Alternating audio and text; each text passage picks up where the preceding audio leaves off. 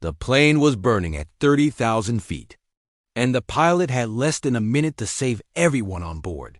It started like any other flight, a routine journey through clear skies. Passengers settled in, unaware that disaster was silently approaching. They were just people heading to business meetings, family reunions, or well-deserved vacations. The flight attendants served drinks, kids watched cartoons, and the hum of the engines was a comforting, familiar sound. No one could have predicted that in just a few minutes, their world would turn into a nightmare. Midway through the flight, the first sign of trouble appeared. A flicker of a light in the cockpit, then a sharp, piercing alarm.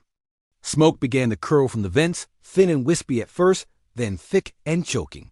It smelled of burning plastic and fuel. In the cabin, panic erupted.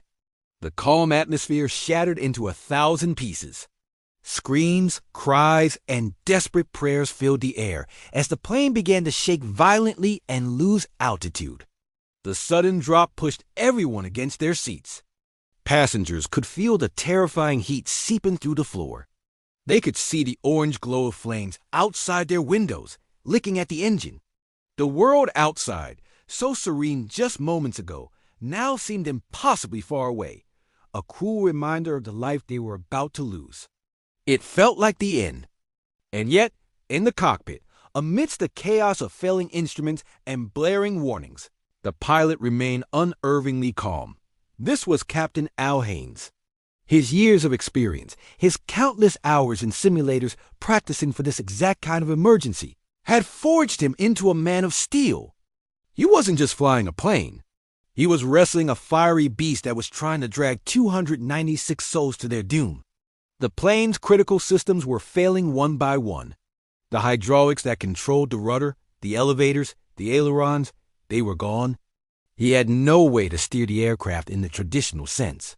Communication with air traffic control was spotty, cutting in and out. There was no nearby airport that could handle an emergency landing of this magnitude, not for a plane that was barely controllable. Every second was a lifetime. The flames were spreading, creeping along the wing.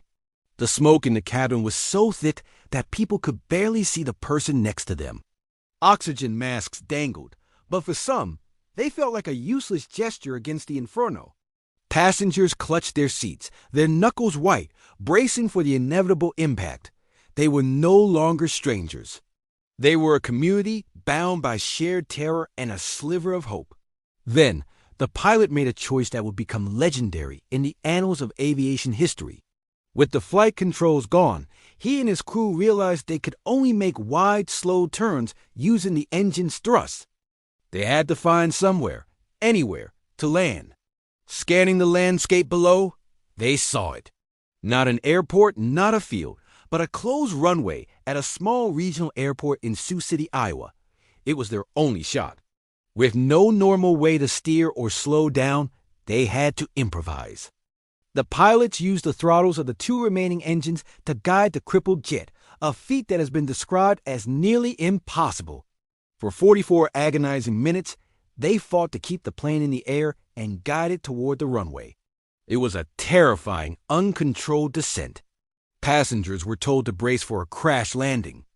They tucked their heads down, held on to their loved ones, and prayed. They were coming in too fast, too steep. The plane's left wingtip hit the runway first. The aircraft cartwheeled, breaking apart and bursting into a massive fireball that slid across the runway. Metal screamed, the fuselage groaned, and the world became a blur of fire, smoke, and debris. In those heart-pounding moments, a miracle unfolded amidst the wreckage. The main body of the fuselage skidded to a stop, upside down in a cornfield next to the runway. Emergency crews were already there, rushing toward the flames.